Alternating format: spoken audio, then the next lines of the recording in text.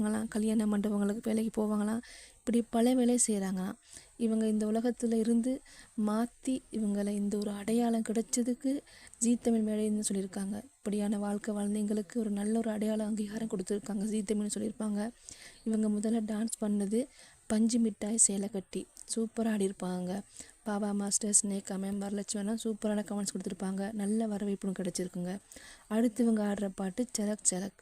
இந்த பாட்டு நல்லா சூப்பராக ஆடியிருப்பாங்க. அதை நம்ம வரலட்சுமி மேடம் சர்ப்ரைஸாக வீடியோ பண்ணி அதை நம்ம சரத்குமார் சார் காட்டியிருப்பார். அவரும் வீடியோ காலில் வருவார். அவரும் பஞ்சமியை நல்லா சூப்பராக வாழ்த்துவாங்க, வரவேற்பெல்லாம் கொடுப்பாங்க. அவர் சொல்லுவார், நான் வீட்டுக்கு வாங்க, விருந்துக்கு வாங்கன்னு சொல்லி அழைப்பு கொடுக்குறாரு. பஞ்சமிக்கு தாங்க முடியல. அவங்க சொல்கிறாங்க, என்னால் மறக்க முடியாது சார், இப்படியெல்லாம் பேசுவான்னு நினச்சி கூட பார்க்கலன்னு சொல்லி சொல்கிறாங்க. நினைக்காதெல்லாம் நடக்குதுன்னு சொல்லி ஆசைப்படுறாங்க.